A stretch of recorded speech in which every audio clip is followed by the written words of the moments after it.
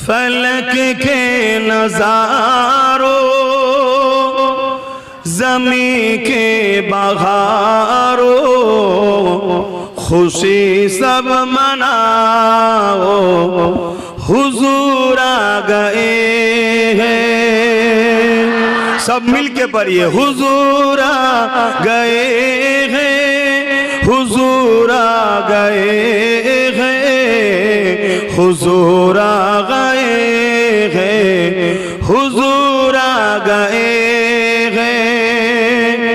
उठो गम के मारो चलो बेसहारो खबर ए सुनाओ हुजूर आ गए हैं, हुजूर आ गए हैं, हुजूर आ गए हैं, हुजूर आ गए हैं, हुजूर आ गए हैं। हुজুর বলতে আমার নবী নবী এসে গেছেন। কে 12 রবিউল আউয়াল সোমবার শুভে সাদেকে আগে এসে গেছে। अनोखा निराला ओ जीसान आया, अनोखा निराला ओ जीसान आया, सारे नबियों का सुल्तान आया। बोलूं सुभान अल्लाह। আল্লাহ নবী চাচা যান আবু তালেব হুজুর এইভাবে রাসূলকে শোনাচ্ছেন। শোনাতে শোনাতে বলছেন একদিন আপনার আম্মা জানাবে না কুয়াতে পানি আনতে গিয়েছিল। ওই কুয়ার পানি অনেক নিচুতে থাকে, রশি দিয়ে দড়ি দিয়ে টেনে টেনে তুলতে হয়। কিন্তু আপনাকে যখন রেহেম মোবারকে নিয়ে আপনার আম্মা কুয়ার ধারে গেল, আপনার আম্মা অবাক আশ্চর্য হয়ে গেল। ওই কুয়ার ভেতর থেকে সালাম আসতে লেগেছে এবং কুয়ার পানিটা কানা পরিমাণ হয়ে গেছে এবং কুয়ার পানির ভেতর থেকে আওয়াজ আসছে, আমিনা কি দরকার ছিল আসার, হুকুম করলে ঘরে গিয়ে পাত্রে ভরে দিয়ে আসতা। মদিনা মক্কার মানুষেরা আমার আম্মা আমেনাকে দাঁড় করিয়ে রাখতেন, আম্মা আমেনাকে হুজুরকে দাঁড় করিয়ে রাখতেন। মা আপনি দাঁড়ান, আপনি চলে গেলে পানি নেমে যাবে, আমাদেরকে রশিদে তুলতে কষ্ট হবে, আপনি দাঁড়ান আমরা পানিটা তুলে নিই। জোরে বলুন সুবহানাল্লাহ। এভাবে বিভিন্ন কথা আবু তালেব হুজুর শোনাতে লেগেছে। আল্লাহ নবী দাঁড়িয়ে দাঁড়িয়ে শোনেন। বলতে বলতে বলতে লেগেছে, ইয়া রাসূলুল্লাহ হাবিবাল্লাহ, এবারে আমি একটা জিনিস নিজে চোখে দেখেছি, শুনিনি কারো থেকে। কি চাচা যান দেখেছেন? আপনাকে একদিন চাঁদনি রাতে খোলা আকাশের নিচে শুইয়ে দেওয়া হয়েছে। আমি আপনাকে দেখার জন্য আগিয়ে আসতে লাগলাম, হঠাৎ করে আসমানের দিকে নজর পড়লো, আকাশে চাঁদটা দ্রুত জমিনের দিকে নেমে আসছে। এই দৃশ্য দেখে আমি হতভম্ব হয়ে রুকে গেলাম।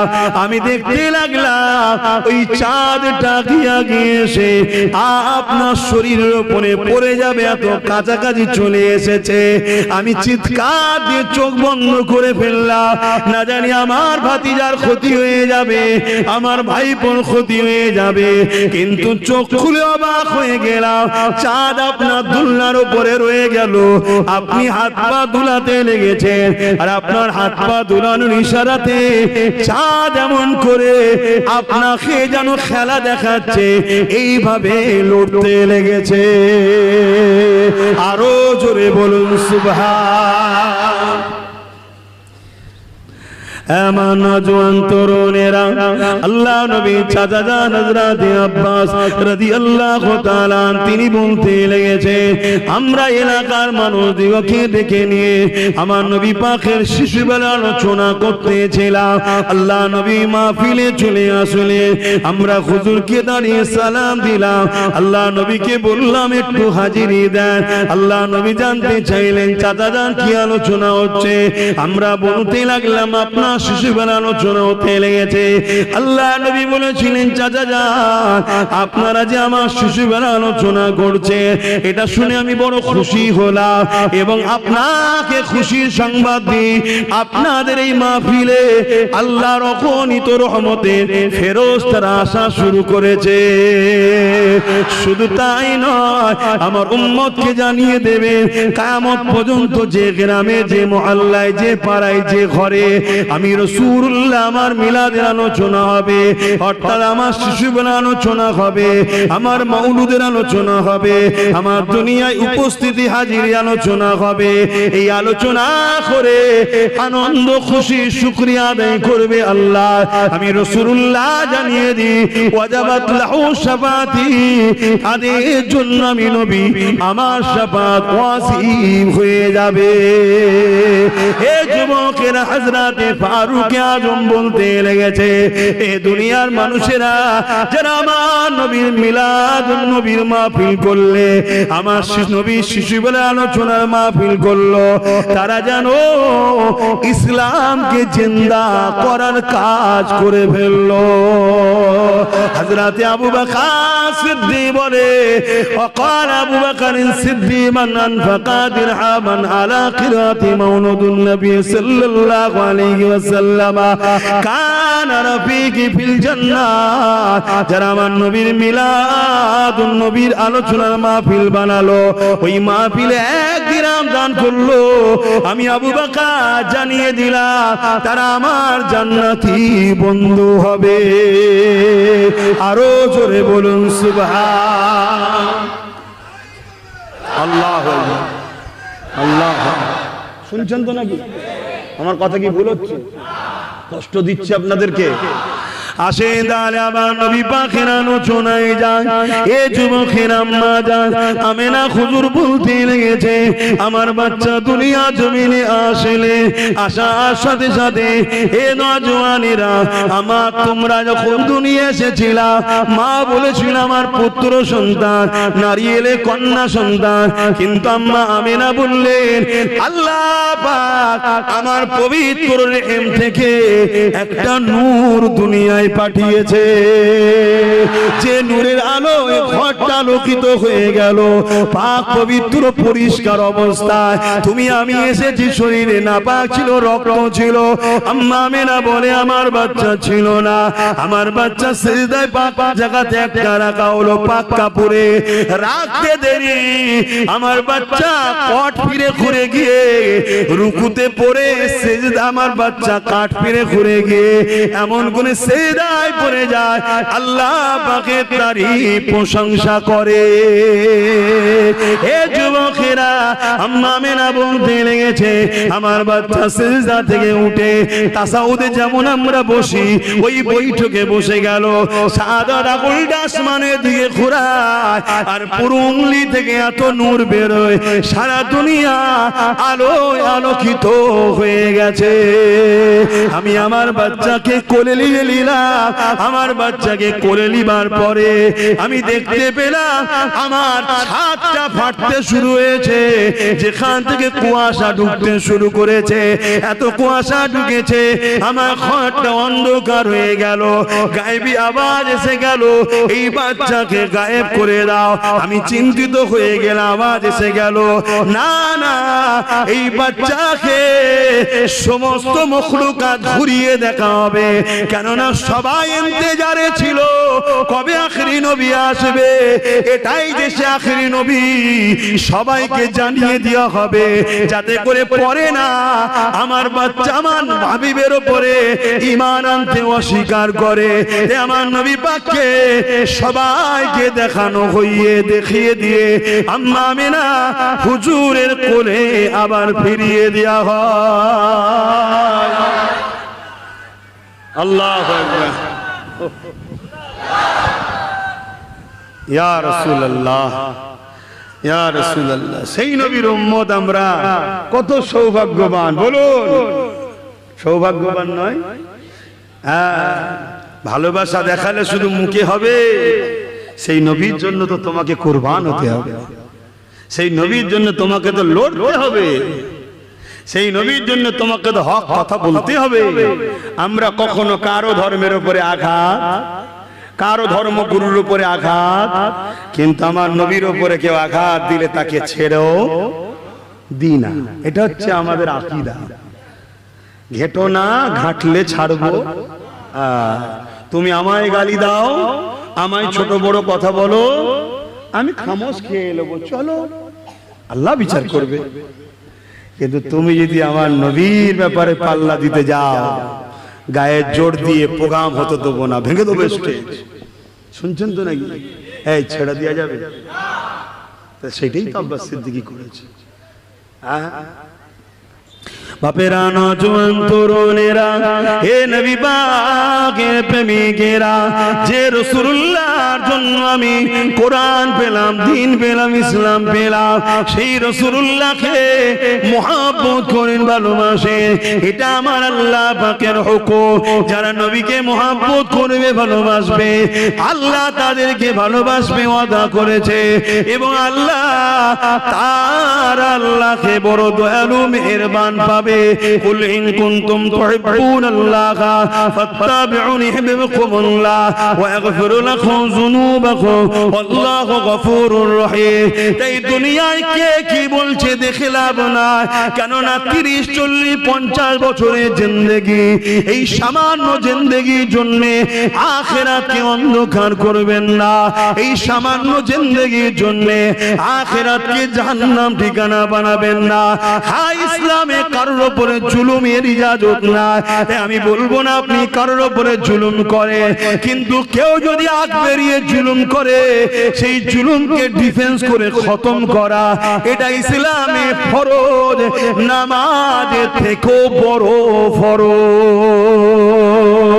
যাদেরকে আল্লাহ কোরআনের জ্ঞান দিল, যাদেরকে আল্লাহ দ্বীনের জ্ঞান দিল, যাদেরকে আল্লাহ জান্নাত জাহান্নাম বিষয়ে জানালো, যাদেরকে আল্লাহ আখিরাত চিনালো, যাদেরকে আল্লাহ শরীয়তের জ্ঞান দিল, তারা ওই জ্ঞান দ্বারা এতিমদের হয়ে কথা বললো না, বিধবাদের হয়ে কথা বললো না, মুসলিমদের হয়ে কথা বললো না, মানবতার পক্ষে কথা বললো না, ইনসাফের পক্ষে কথা বললো না, ইনসানিয়াতের পক্ষে কথা বললো না, নিজের মাতৃভূমিকে বাঁচাবার জন্য বললো না, অসহায়ের মুখে হাসি ফুটাবার জন্য বললো না, আল্লাহর সৃষ্টিকে বাঁচাবার জন্য কথা বললো না।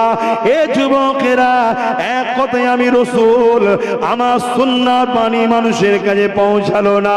আমি রাসূলুল্লাহ মানুষকে দুটো জিনিস দিয়েছি, একটা ব্যক্তি জীবনের আমল, আর একটা হলো সমাজ জীবনের কাজ। ব্যক্তি জীবনের কাজ হলো নামাজ, ব্যক্তি জীবনের কাজ হলো রোজা, ব্যক্তি জীবনের কাজ হলো হজ, ব্যক্তি জীবনের কাজ হলো কোরআন তেলাওয়াত, ব্যক্তি জীবনের কাজ হলো দাড়ি রাখা, ব্যক্তি জীবনের কাজ হলো টুপি পরা, ব্যক্তি জীবনের কাজ হলো জুব্বা পরা, ব্যক্তি জীবনের কাজ এগুলো। কেউ যদি নামাজ পড়ে সে কামিয়াবি হবে, কেউ যদি রোজা রাখে সে কামিয়াবি হবে, কেউ যদি টুপি পরে সে কামিয়াবি হবে, কেউ যদি হজ করে সে কামিয়াবি হবে। এর জন্য সমাজের কোনো লাভ হবে না। আমার দাড়িতে সমাজের উপকার নাই, আমার টুপিতে সমাজের উপকার নাই, আমার নামাজ পড়াতে সমাজের লাভ নাই, এগুলো ব্যক্তি জীবনের লাভ। রাসূলুল্লাহ এটা আমাদেরকে দিয়েছে, এটা ব্যক্তি জীবনের। আর একটা হলো সমাজ জীবনের জন্য।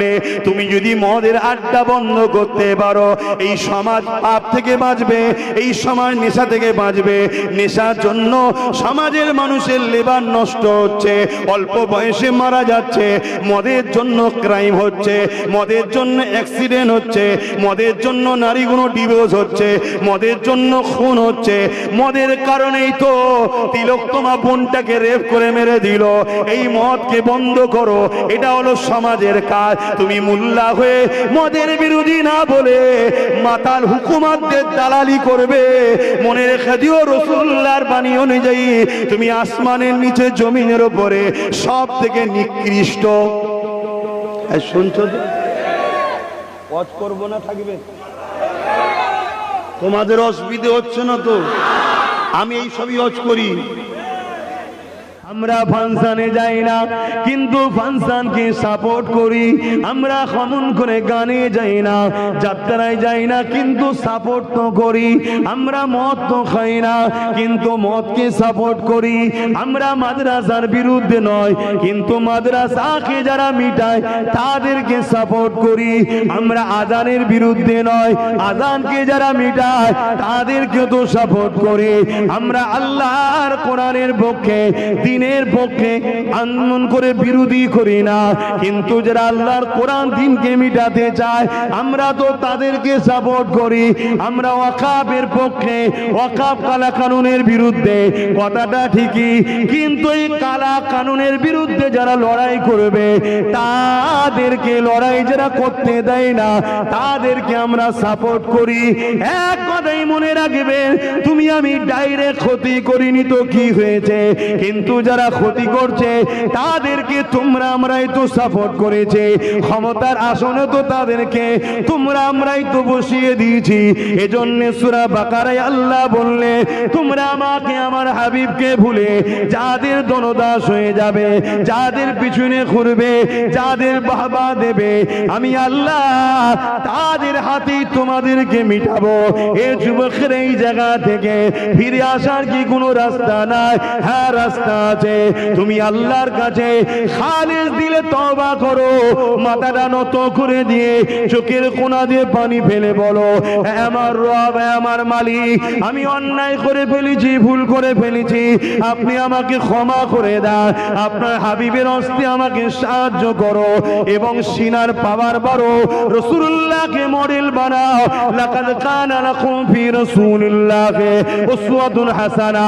ধর্মনীতিতে আমার নবী যেভাবে করেছে, করতে বলেছে, ওইভাবে তুমি ধর্ম করো। কোন বক্তার কথা চলবে না, কোন মৌলভী সাহেবের কথা চলবে না, কোন মুফতি মাওলানার কথা চলবে না, কোন পীর পীরজাদার কথা চলবে না। শরিয়াত কারো বাপের নয়, শরিয়াত হলো আমিন আল্লাহর। তাই মনে রাখবে, পীর যদি তোমাকে মুহাম্মদ রাসূল চিনায়, ওই পীর জিন্দাবাদ বলো। পীরজাদা তোমাকে যদি মুহাম্মদ রাসূল চিনায়, ওই পীরজাদা জিন্দাবাদ বলো। মুফতি মাওলানা ইমাম আলেম উলামা যদি তোমাকে মুহাম্মদ রাসূলের সঙ্গে জুড়তে চায়, মুহাম্মদ রাসূল যদি চিনায়, তাকে তুমি সম্মান করো, পিয়ার করো, আদব করো, ভালোবাসো। কিন্তু সে যদি তোমাকে রাসূল থেকে সরিয়ে দুনিয়া সব দিকে ঘোরায়, মনে রেখে দিও তার থেকে দূরে সরে যেও, কেননা তোমাকে আমাকে রাসূলুল্লাহ সঙ্গে জুড়তে হবে। রাসূলুল্লাহ সঙ্গে যে জুড়বে তার দিলে নবী থাকবে, নবী যার দিলে থাকবে অবশ্যই আল্লাহর রহমত তার কাছে আছে। আমরা নিজেরাই বলি আল্লাহর রহমত ছাড়া বাঁচা যাবে না, আল্লাহর রহমত ছাড়া কামিয়াবি নাই, আল্লাহর রহমত ছাড়া মুক্তি নাই। আমরা সবাই দাবি করি, কিন্তু আল্লাহর রহমতটা কি? ওমা আরসালনাকা ইল্লা রাহমাতাল লিল আলামিন। সূরা আম্বিয়ার মধ্যে আল্লাহ জানাচ্ছে, আমার রহমত হলো মুহাম্মাদুর রাসূলুল্লাহ। আরো জোরে বলুন সুবহান। ইব্রাহিম নবীর অপরাধ হলো, নমরুদ ছিল অত্যাচারী, ইব্রাহিম নবী নমরুদের বিরুদ্ধে ছিল। ইব্রাহিম নবীর অন্যায় কিছুই ছিল না, নমরুদ ছিল চরিত্রহীন, ইব্রাহিম নবী নমরুদের বিরুদ্ধে ছিল। ইব্রাহিম নবী গরিবদের পক্ষে ছিল, নমরুদ গরিবদেরকে শোষণ করত। ইব্রাহিম নবী ইনসাফ ইনসানিয়াতের পক্ষে ছিল, নমরুদ মানুষের উপরে জুলুম প্রতিষ্ঠিত করেছিল। এ যুবকেরা, তরুণীরা, বাপেরা, এই জন্য ইব্রাহিম নবীকে মিটাতে চাইল। ওই আগুনে যখন ফেলে দিতে লাগবে, হযরত জিবরাইল আলাইহিস সালাম আগে আসলে ওই চরকিকে ধরে ফেললে, ধরে ফেলে বলতে লেগেছে, ইব্রাহিম আপনাকে আগুনে ফেলা হচ্ছে, আপনি কি জানেন? ইব্রাহিম নবী বললেন, হ্যাঁ আমি জানি। ওই সময় জিবরাইল বলতে লাগলো, আপনি যদি বলেন আমি তাহলে এদের এখনই ব্যবস্থা করে দিতে পারি। আপনি যদি বলে এ যুবকেরা, তরুণীরা, বাপেরা, আমাদের আব্বা জান হযরত ইব্রাহিম খলিলুল্লাহ, যিনি মুসলিম জাতির পিতা, তিনি কি বলেছিলেন? ও হযরত জিবরাইল, আপনি চলে যান, আল্লাহ আমাকে পরীক্ষা নিচ্ছে, এই পরীক্ষার সময় আপনি ডিস্টার্ব করবেন না। আমাকে নমরুদ আগুনে ফেলছে কেন? আমি হকের পক্ষে, ন্যায়ের পক্ষে, সত্যের পক্ষে, আল্লাহর পক্ষে। তাহলে আমার আল্লাহ তিনি তো অবশ্যই দেখতে পাচ্ছেন এই নমরুদের আগুন থেকে আল্লাহ পাক তিনি বাঁচাতে পারেন, তিনার ক্ষমতা অবশ্যই রয়েছে। আর আমার আল্লাহ যদি ইব্রাহিমের প্রেমের পরীক্ষা নিয়ে নমরুদের আগুনে ফেলে আমাকে যদি পুড়িয়ে দিয়ে আল্লাহ পাক খুশি হন, আমি ইব্রাহিম আল্লাহকে এত ভালোবাসি, একবার নয় হাজার বার যদি আবার জান পায়, হাজার বারই আল্লাহর খুশির জন্য আগুনে পুড়তে রাজি আছি। আরো জোরে বলুন সুবহান। আর আমাদের ঈমান কি? আমাদের আল্লাহর উপরে প্রেম কি বলুন? এবারে চলুন কাবা শরীফের দিকে আগাই। আল্লাহর কাবার দিকে তাকাবেন। আল্লাহর ঘর কাবা শরীফ, ওখানে আমার আল্লাহ থাকেন এমনটা নয়।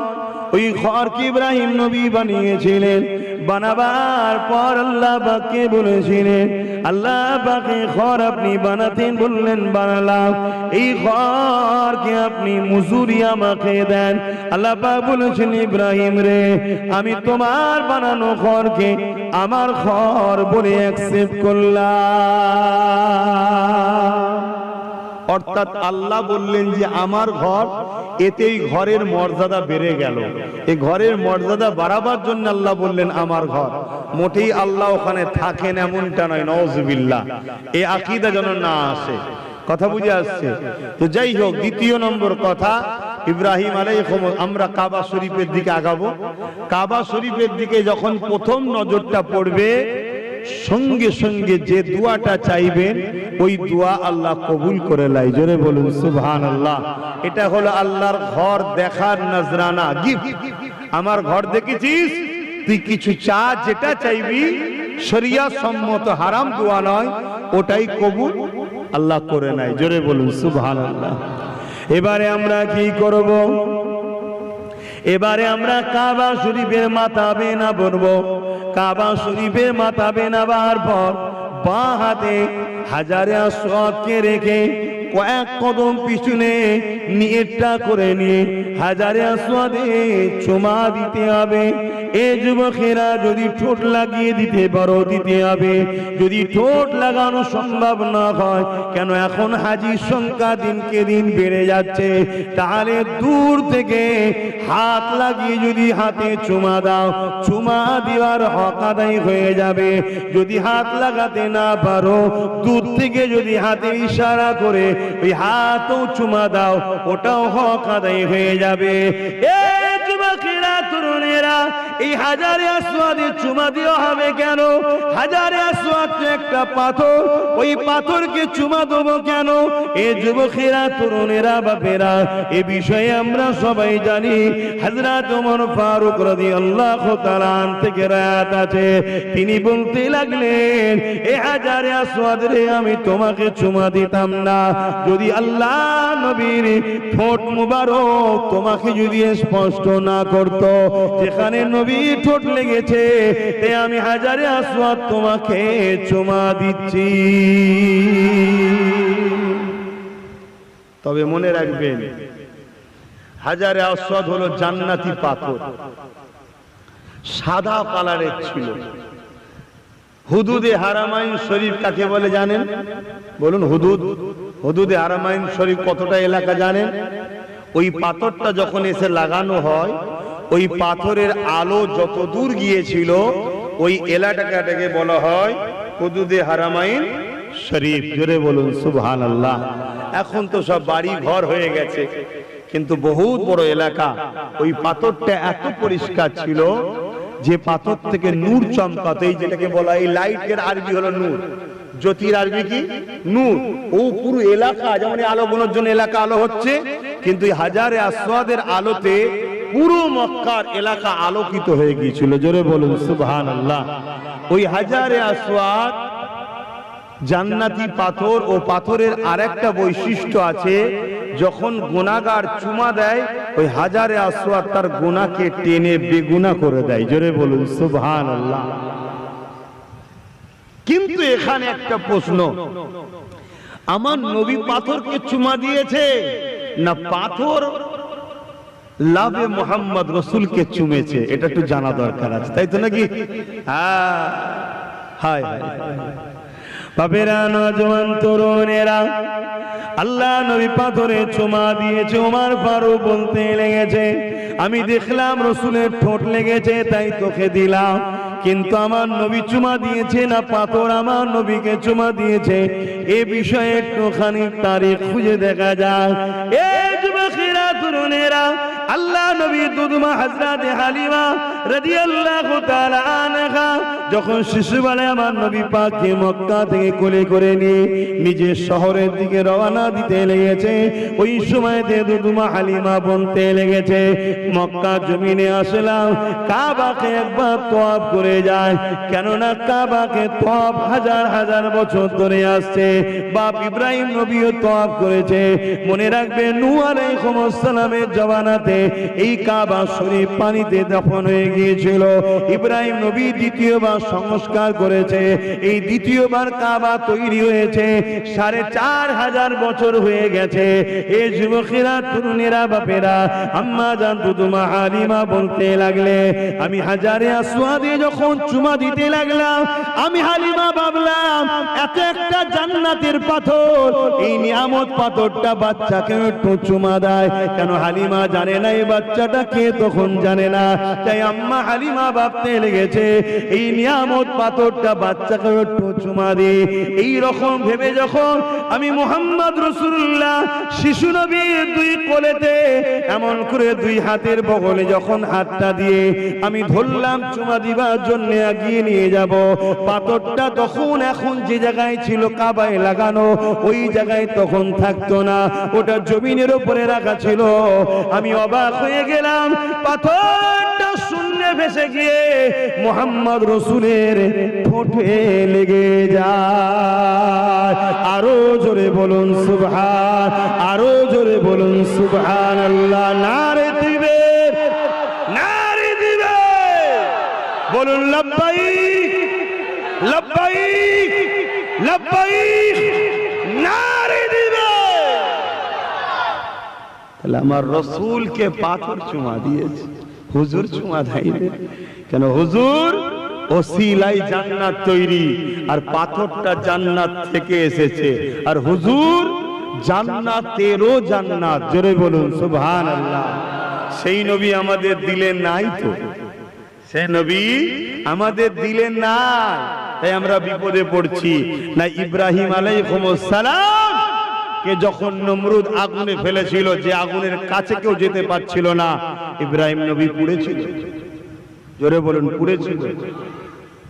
তারিখে হাদিস খুলে দেখুন, কিতাবওয়ালারা লিখছে তখন নূরে মুহাম্মদ সাল্লাল্লাহু আলাইহি ওয়াসাল্লাম ইব্রাহিম নবীর পেশিনাতে ছিল, তাই আগুনের ক্ষমতা হয়নি ইব্রাহিম নবীকে পোড়াবার। জোরে বলুন সুবহানাল্লাহ। কুল কায়নাতে যা কিছু হচ্ছে সবই আল্লাহর হুকুম, কিন্তু ওয়াস্তা হলো মুহাম্মদ রাসূল। জোরে বলুন সুবহানাল্লাহ। সেই নবীকে আদব করুন, পিয়ার করুন, এটা আমাদের জন্য ঈমান, এটা আমাদের জন্য কি কি বলছি, আমাদের জন্য ঈমান। আর ঈমান যদি না থাকে তাহলে বিজয় কখনো সম্ভব নয়। এ নওজোয়ান তরুণেরা, হাজারে আসওয়াদে চুমা দিবার পর আর আপনি তওয়াফ শুরু করে দেবেন।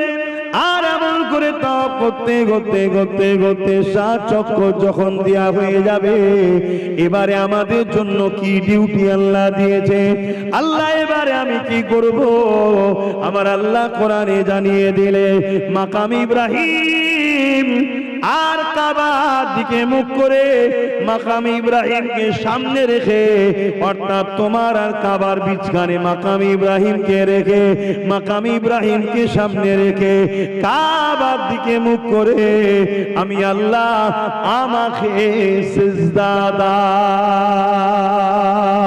ও রব্বি আল্লাহ, দুনিয়ার যে কোনো প্রান্ত থেকে কাবার দিকে মুখ করে আমরা সিজদা দিই, কারণ এটা হলো ডিসিপ্লিনের জন্য। কাবাকে আমরা সিজদা করি না, কাবা তো পাথর দ্বারা তৈরি। আমরা সিজদা একমাত্র করি তিনাকে, যিনি কাবার মালিক। আমরা সিজদা করি একমাত্র তিনাকে, যিনি পাহাড় জমিন আসমান কুল কায়নাত চাঁদ সূর্যের মালিক। এই যুবকেরা কোন সৃষ্টির কাছে মাথা নত করি না, কোন সৃষ্টির কাছে আমরা মাথা নত করি না। আমরা চাঁদের কাছেও মাথা নত করি না, সূর্যের কাছেও মাথা নত করি না, কোন এমন কারো কাছে মাথা নত করি না। মনে রাখবেন, যত বড় আল্লাহর ওলি হোক না কেন, তার কাছেও কিন্তু আমরা মাথা নত করি না। কেন? মাথা নত একমাত্র পাওনাদার হলে, মাথা নত একমাত্র হক হলো আল্লাহ। এই আল্লাহ ছাড়া অন্য কারো কাছে মাথা আমরা নত করি না। ও আল্লাহ, সারাটা জীবন তোমার কাছে মাথা নত করেছে।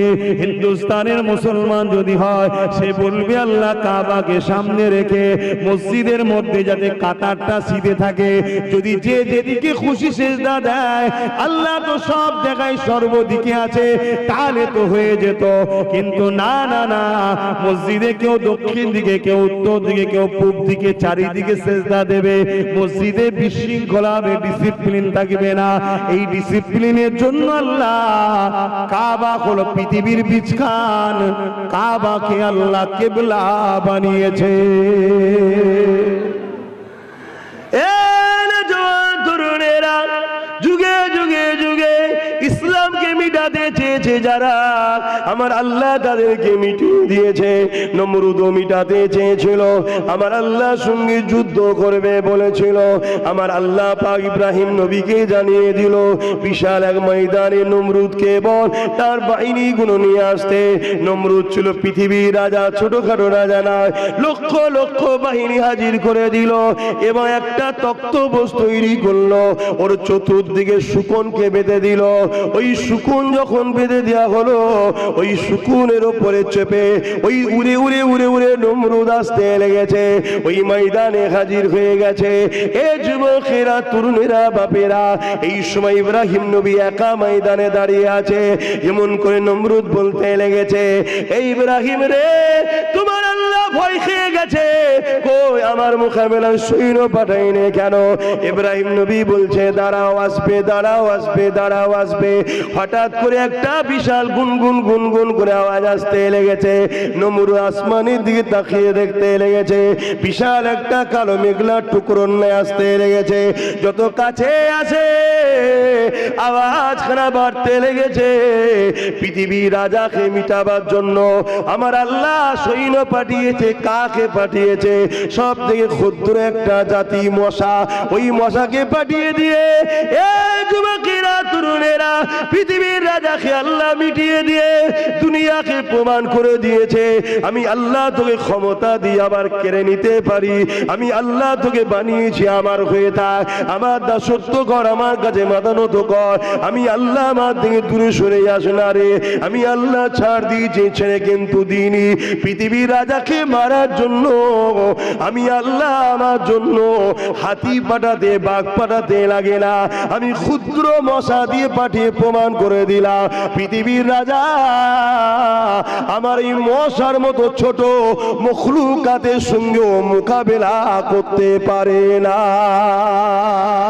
আরো জোরে বলুন সুবহান, আরো জোরে বলুন সুবহান। বাপেরা, নওজোয়ান তরুণেরা, এইভাবে যুগে যুগে যুগে ইসলামের বিরুদ্ধে, কোরআনের বিরুদ্ধে, আল্লাহর বিরুদ্ধে, এমন করে নবী আলাইহিস সালামের বিরুদ্ধে জালিম অত্যাচারীরা শাসকেরা রেগেছিল। এ যুবকেরা, তরুণেরা, বাপেরা, আমার নবী পাক যখন ন্যায়ের কথা বলল, আমার নবী পাক যখন ইসলামের কথা বলল, আমার নবী পাক যখন কোরআনের কথা বলল, আমার নবী পাক যখন আল্লাহ সৃষ্টিকে বাঁচাবার কথা বলল, আল্লাহ নবী যখন গরিবের হকের কথা বলল, নারীদের উপরে জুলুম বন্ধ করার কথা বলল, এক কথাই পৃথিবীর জমিনে ইসলামের কথা নবী যখন বলল, ওই সময় তৎকালীন মক্কা জমিনে যে শাসক ছিল আবু জেহেল, উতবা, সাইবা, আবু লাহাব, এরা আমার নবী পাকের বিরুদ্ধে লেগে গেল। আল্লাহ নবী যখন সেজদায় পড়ত, নবী পাকের পিঠে পচা দুম্বার ভুঁড়ি দিয়ে আল্লাহ নবীকে কষ্ট দিত। নবী পাকের জন্য কুয়া করে নবী পাককে ফেলে মাটি চাপা দিবার পরিকল্পনাও করেছে। আল্লাহ নবীর রাস্তাতে কাটা বিছিয়ে দিত। আল্লাহ নবীর মাহফিলে কেউ গেলে তাদেরকে মৃত্যুদণ্ডের হুমকি দিত। এ যুবকেরা, তরুণীরা, বাপেরা, আজও বিশ্বের জমিনে সেই নবীর ইসলামের পক্ষে যারা কথা বলে তাদেরকেও হুমকি দেওয়া হয়। সেই নবীর ইসলামের পক্ষে যারা কথা বলে তাদের মাহফিলে গেলে জুলুম করা হয়। সেই নবীর ইসলামের পক্ষে যারা কথা বলে তাদের সঙ্গে যারা মেশে তাদেরকে অনেক রকম ভাবে ধমকানো চমকানো হয় না, হয় না? আবার আওয়াজ বুঝতে পারছো তো? মাইকের আওয়াজ। তাহলে আজকে আবু জেহেল আছে না না? এই আজকে উতবা, সাইবা, আবু লাহাব আছে না নাই? আজকে হিন্দা আছে না নাই?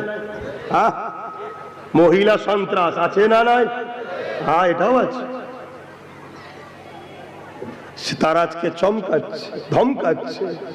যারা হকের পক্ষে কথা বলে, গরিবের পক্ষে কথা বলে, ইনসাফের পক্ষে কথা বলে, ইনসানিয়াতের পক্ষে কথা বলে, তাদেরকেও চমকানো হচ্ছে নয়। হাজার দিক দিয়ে রুকার চেষ্টা হচ্ছে, হাজার দিক দিয়ে যে কোনো ভাবে তাদেরকে ইসলাম থেকে রুকার চেষ্টা করছে।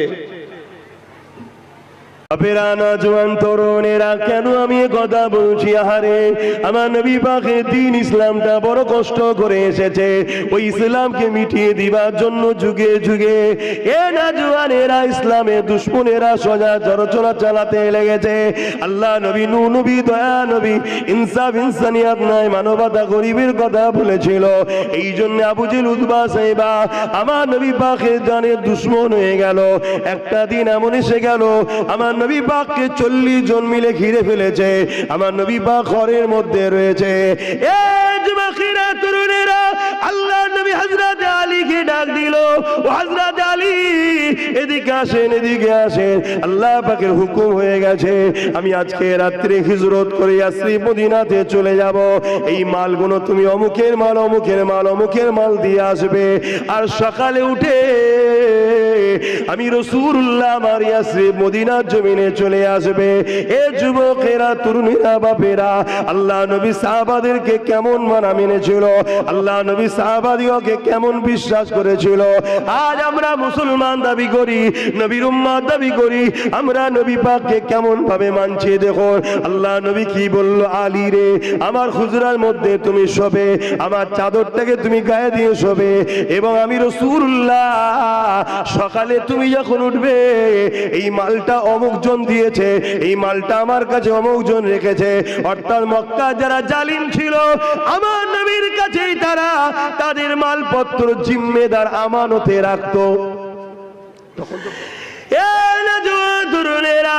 আল্লাহ নবী চলে গেলেন। নবী আমার বালি তুললেন, বালিটা নিক্ষেপ করলেন, জালিমদের চোখে পড়লো, তারা দেখতে পেল না। আল্লাহ নবী চলে যেতে লাগলেন। অনেক বড় কথা, পরের দিন সকাল হয়ে গেল। হযরত আলী রাদিয়াল্লাহু তাআলা যার যার মাল তার কাছে দিয়ে আল্লাহ নবীর মদিনা শরীফের দিকে ফিরে আসতে লেগেছে। সাহাবা হুজুররা বলতে লেগেছে, আমরা বড় চিন্তিত ছিলাম, আমাদের ভাইকে না জালিমরা কতল করে দেয়। হযরত আলীকে দেখে সাহাবা হুজুররা খুশি হয়ে গেলেন, আগিয়ে এসে গলায় গলায় মিলতে লেগেছে, ভাই কাল রাত্রিটা আপনার কেমন কেটেছে? হযরত আলী বলে, আমার নবীর সাহাবারা, গতকালকে আমি নিশ্চিন্তায় ঘুমিয়েছিলাম, জ্ঞান হওয়ার পর থেকে আমি আলী ওই রকম নিশ্চিন্তা কোনোদিন ঘুমাই না। কেন ভাই, কেন? কারণ আমার রাসূলুল্লাহ বলেছিল, আলী সকালে উঠবে, মালগুলো দেবে, মদিনা জমিনে আসবে। আমি আলী বুঝে নিয়েছি অন্যদিন আমার মৃত্যু রয়েছে, মদিনায় যাবার আগ পর্যন্ত আমি আলীর মৃত্যু নয়, যদি মদিনায় যাওয়ার আগ পর্যন্ত আমার মৃত্যু থাকতো, আল্লাহ নবী তাহলে বলতো না আলী রে সকালে উঠবে, মালগুলো দেবে, মদিনায় আসবে।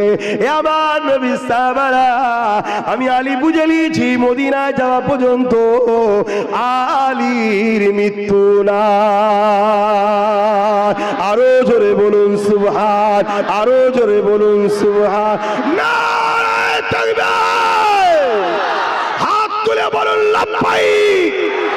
আপনারা বলুন ইয়া রাসূলুল্লাহ, লাব্বাইক লাব্বাইক লাব্বাইক লাব্বাইক লাব্বাইক লাব্বাইক। নারায়ে তাকবীর। সেই নবী বলছে তোমরা আল্লাহ ও রাসূলের হয়ে যাও, পৃথিবীর কোন শক্তি নেই তোমাদেরকে মিটাতে পারে। এই নজওয়ানেরা, এই মাসে আমার নবী বা মেরাজে গিয়েছিলেন, এই মাসে আল্লাহ তিনার বন্ধুকে দাওয়াত দিয়েছিলেন। আমার নবী পা যখন মেরাজে যাবে, আল্লাহ পাক জিবরাইলকে পাঠিয়ে দিলেন। জিবরাইল বুরাক নিয়ে চলে আসলো। আমার নবী পাক উম্মে হানির ঘরে রয়েছে। আল্লাহ নবীর কাছে জিবরাইল চলে এলেন, বুরাক রয়েছে, আরো ফেরেশতারা রয়েছে। আমার নবী পাককে ইস্তেকবাল দিয়ে নিয়ে যাবে। এ যুবকের হযরতে জিবরাইল এসে এমন সময় দেখতে লেগেছে আল্লাহ নবী ঘুমিয়ে রয়েছে। হযরতে জিবরাইল বলতে লাগলে, ও রাব্বি আল্লাহ, আপনার হাবিব ঘুমাতে লেগেছে। আমি জিবরাইল আপনার হাবিবকে কিভাবে তুলবো আল্লাহ? এ যুবকেরা, তরুণেরা ভেবে চিন্তে দেখো একবার। জিবরাইল বলছে আল্লাহ আপনার হাবিবকে কিভাবে তুলবো? কেউ ঘুমলে তাকে তো ডেকে তুলতে হয়, কেউ ঘুমলে তার গায়ে হালকা লাড়া দিয়ে তুলতে হয়, কিন্তু জিবরাইল কি বলতে লেগেছে, আল্লাহ পাক আপনার হাবিবকে কেমন করে তুলবো? কেন জিবরাইল জানে এটা অন্য কেউ ঘুমায় না, এটা আল্লাহর বন্ধু ঘুমাচ্ছে। ইনার টাকারও একটা আদব আছে, ওই আদবের বিখিলাফ যদি হয়ে যায় আমি জিবরাইল ধ্বংস হয়ে যাব। জিবরাইল যদি নবীর ডাকার বিষয়টাও চিন্তা করে, এ যুবক তোমাকে আমাকে রাসূলুল্লাহর ব্যাপারে কথা বলতে গেলে ভেবে বুঝে বলা দরকার আছে না নাই?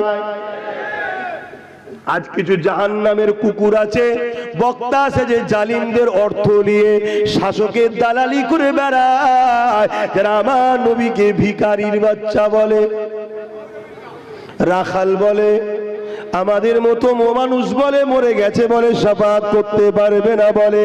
মনে রাখবেন এগুলো হলো জাহান্নামের কুত্তা। এরা দ্বীন ইসলাম শিখে নবীর ওয়ারিস দাবি করে, নবীর বিরোধী করে, দুনিয়ার জালিম শাসকদের টাকায় আমাদেরকে বেঈমান বানাবার জন্য এরা কন্ট্যাক্ট নিয়েছে।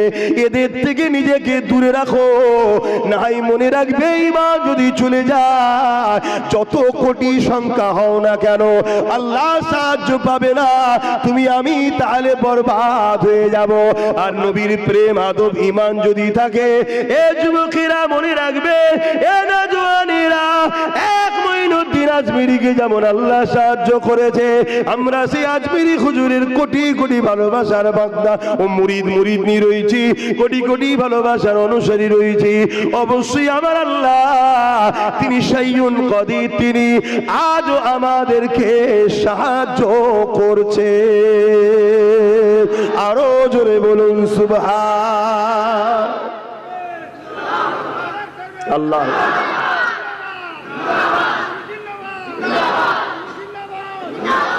আমার নবীর এক সাহাবী উহুদের ময়দানে, আমার নবীর সাহাবীরা গেছে, আর উহুদের ময়দানে একটা সময় এমন হয়েছে জালিমরা তাদের পিছনে সাহাবা হুজুররা ধাওয়া করেছে, আমার নূর নবী একা হয়ে গেছে।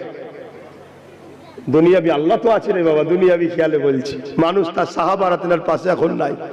এই সময় একজন জালিম দূর থেকে ঘুরে এসে আমার নবী পাককে একা দেখে তীর রেডি করছে, মারবে বলে, নিক্ষেপ করবে। যে তীরটা আমার নবীর সিনায় লাগার কথা ছিল, আল্লাহ নবীর একজন সাহাবী দেখতে পেয়ে গেলে, যিনার নাম হলো হযরত তালহা রাদিয়াল্লাহু তাআলা। তিনি যখনই দেখতে পেয়ে গেলে আমার নবী পাকের হাতে ঢালও নাই, কিছুই নাই, নবী পাকের দিকে জালিম তীর নিক্ষেপ করতে লেগেছে। হযরত তালহা ছুটে গিয়ে, এ যুবকেরা, তরুণেরা, বাবেরা, আমার নবী পাকের সামনে গিয়ে দাঁড়িয়ে গেল। যে তীরটা আমার নবী পাকের সিনায় লাগার কথা ছিল, ওই তীরটা হযরত তালহাকে লেগে গেল। আবার তীর নিক্ষেপ করে, জালিমরা এসে ঘিরে ফেললো, চতুর্দিক দিয়ে তীর মারছে। সাহাবী চতুর্দিকে ঘুরতে লেগেছে। যে তীরগুলো আমার নবীকে লাগার কথা, হযরত তালহা নিজের শরীরে লাগিয়েছে। ৭৯ থেকে ৮০ খানা তীর আল্লাহ নবীকে লাগার কথা ছিল। এই সাহাবী নিজেকে রাসূলুল্লাহর জন্য ঢাল বানিয়ে দিয়েছে। অন্য সাহাবারা এসে ওই জালিমদেরকে হাঁটিয়ে দিয়ে আল্লাহ নবীকে জিজ্ঞাসা করতে লেগেছে, ইয়া রাসূলুল্লাহ, হাবিবাল্লাহ, আপনি কেমন আছে? আল্লাহ নবী বলেছিল, এ আমার সাহাবারা, আমি রাসূলুল্লাহ ঠিক আছি। আমার প্রেমিক তালহাকে দেখো গো, যে তীরগুলো আমায় লাগার কথা ছিল সে নিজের সিনাতে লাগিয়ে দিয়েছে। আল্লাহ নবীর সাহাবারা গিয়ে বলতে লাগলো, ও হযরত তালহা, আপনি কেমন আছে?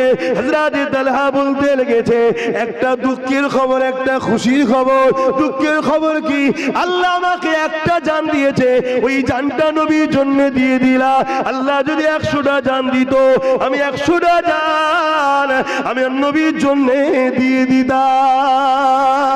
এ আমার নবীর সাহাবারা, আর খুশি সংবাদ হলো এটা, রাসূলুল্লাহর জন্য জান কুরবান করাতে আমার জান এখনো বেরোয়নি।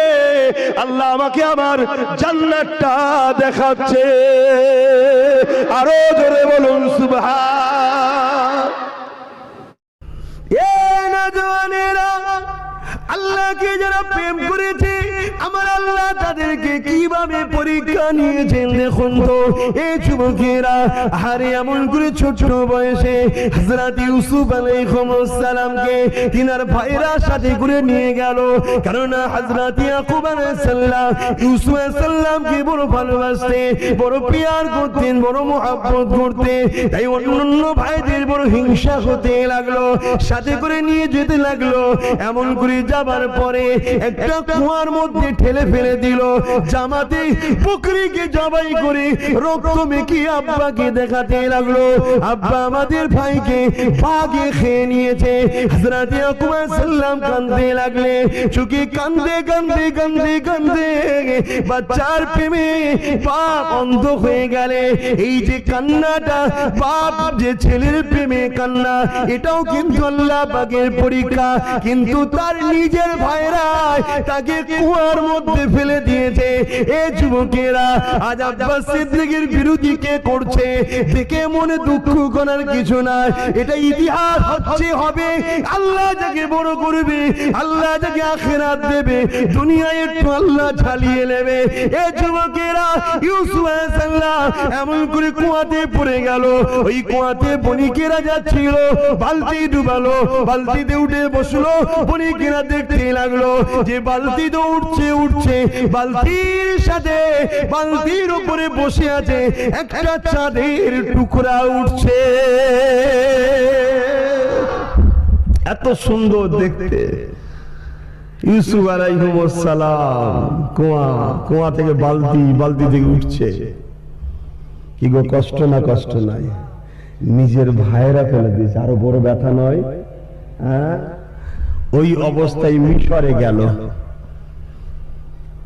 মিশরে গিয়ে বিক্রি হয়ে গেল। ভাবুন, বিক্রি। মিশরের রাজা আজিজ তাকে কিনে নিল, অর্থশালী জমিদার কিনে নিল, গোলাম হয়ে বাড়িতে গেল। কত বড় অপমান, বুঝতে পারছেন? আমরা দেখছি অপমান, কিন্তু না। ইউসুফ আলাইহিস সালামকে জিজ্ঞেস করো, ইউসুফ আলাইহিস সালাম বলবেন, আমি তো আমার নয়, আমি যার, তিনি যেটা চাইবে সেটাই আমার জন্য যথেষ্ট। জোরে বলুন সুবহানাল্লাহ। কিন্তু আমি আল্লাহ পরীক্ষা করব। আমার রাস্তায় যারা চলবে তাদেরকেই পরীক্ষা লব। কতটা পরীক্ষা নিয়েছিল এই যুবকেরা, তরুণেরা। হযরত ইউসুফ আলাইহিস সালাম এমন করে মিশরের জমিনে চলে গেল, আস্তে আস্তে যুবক হয়ে গেল। এই যুবকেরা ইউসুফ নবীকে এত সুন্দর আল্লাহ দেখতে করেছিল। জুলাইকে একবার দেখে নিল, দেখে নেবার পরে জুলাইকে ইউসুফ নবীকে পছন্দ করে ফেললে। বাপেরা, নজওয়ানের অনেক বড় কথা। ইউসুফ নবীকে একবার একা নিজের কামরায় ডাকলেন। এই যুবকেরা, তরুণেরা, 11, 10টা 12তে ইখতিলাফ আছে। কামরার দরজার ভেতর দিয়ে এমন করে রাজমহলে প্রবেশ করতে হলো।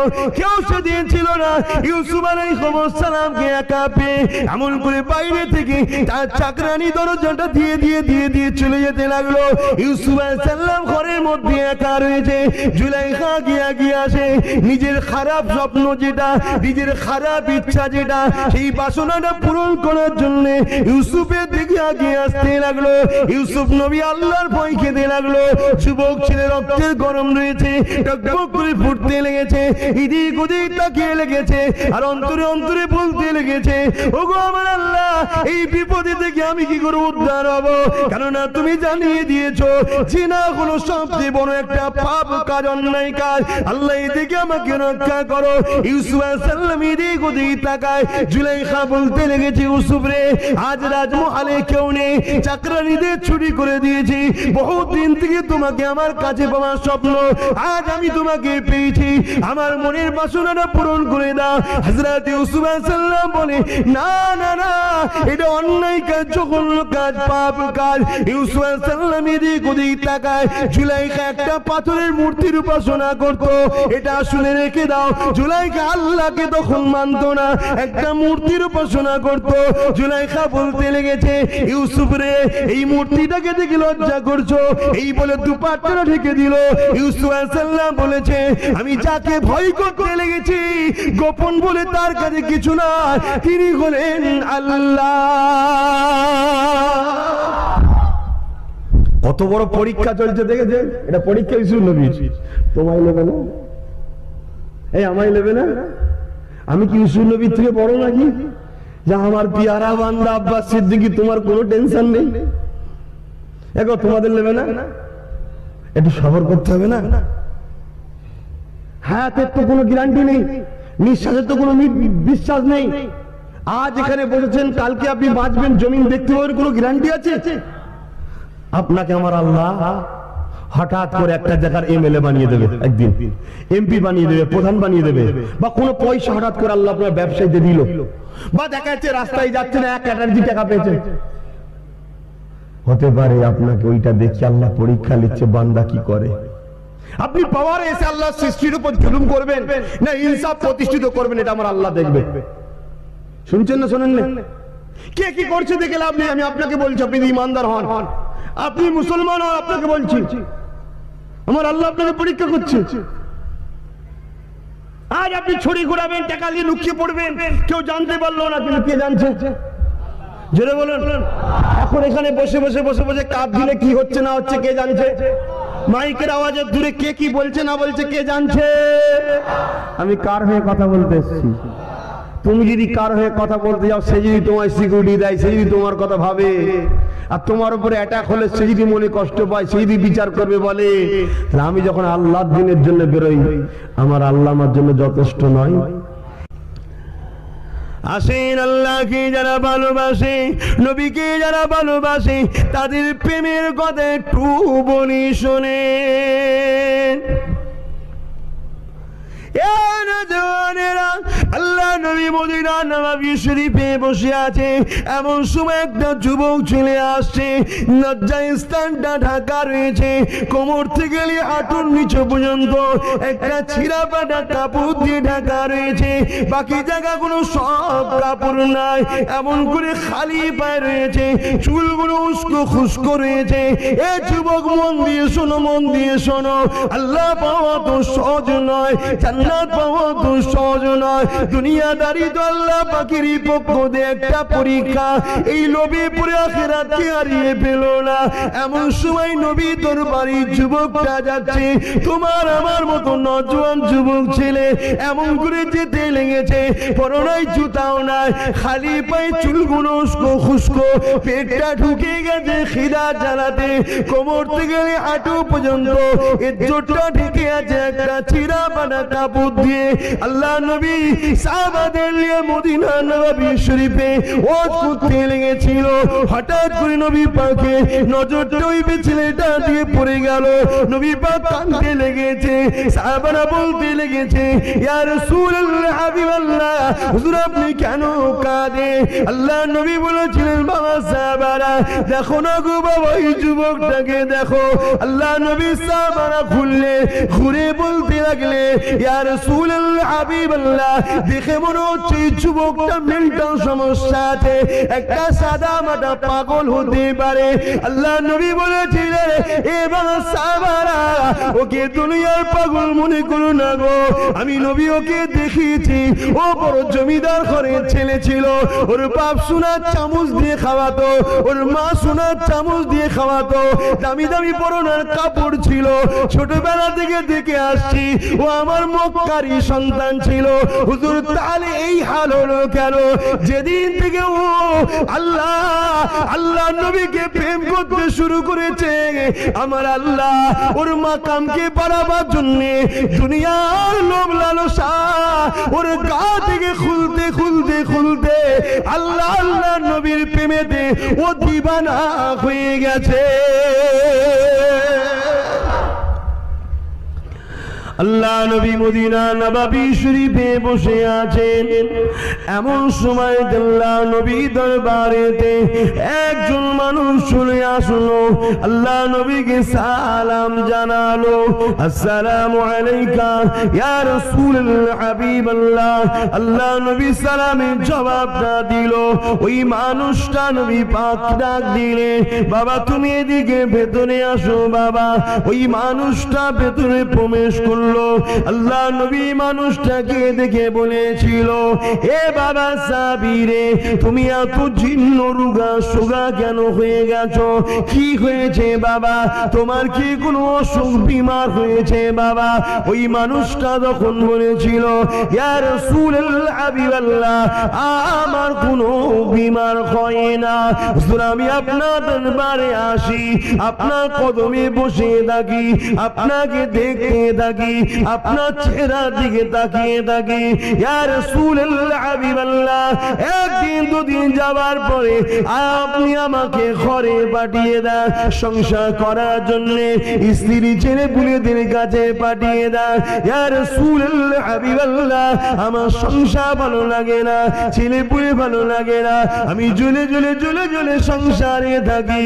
হুজুর আপনার দিদারে জ্বালা আমার অন্তরে জ্বালে।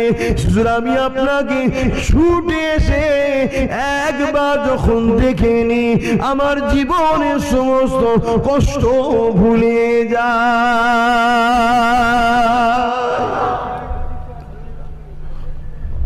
আল্লাহ নবী বললেন, তাতে কি আছে, তুমি সংসার করবে, আসবে, আমায় দেখবে, আমার সহবতে বসবে, দিনের তালিম নেবে, আবার সংসার করবে, আবার ফিরে আসবে। শুনছেন তো?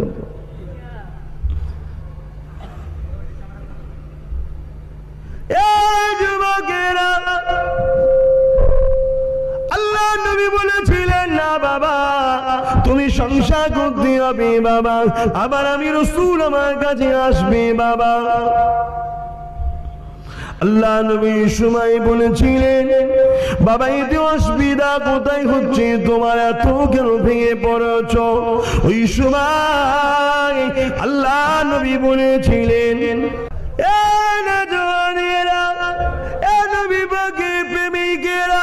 আল্লাহ আল্লাহকে যদি পেতে চাও নবী পাককে মহব্বত করো, ভালোবাসো, পিয়ার করো, কেননা দুদিনের ময়া জালে জড়িয়ে গিয়ে দুনিয়ার আখিরাতকে নষ্ট করে দিও না। আমার রাসূলকে প্রেম করো, ভালোবাসো, পিয়ার করো, নিজের জীবনটা আমার রাসূল যাতে খুশি সেইভাবে চালা। যারা প্রেম করেছে দেখে শিক্ষা নাও গো। আল্লাহ নবীর ওই সাহাবীটা বলেছিলেন, ইয়া রাসূলুল্লাহ হাবিবাল্লাহ, হুজুর আমার অন্তরে একটা প্রশ্ন জেগেছে। কি প্রশ্ন জেগেছে বাবা? ইয়া রাসূলুল্লাহ হাবিবাল্লাহ, আজ দুনিয়া জমিনে আমি সংসার করতে করতে আপনাকে যখন দেখে জ্বালা যন্ত্রণা জ্বলে ওঠে, হুজুর আপনার দিদারে আকাঙ্ক্ষা যখন দিলের মধ্যে জেগে ওঠে, সহ্য করতে যখন পারি না, ছুটে এসে আপনাকে দেখে নি।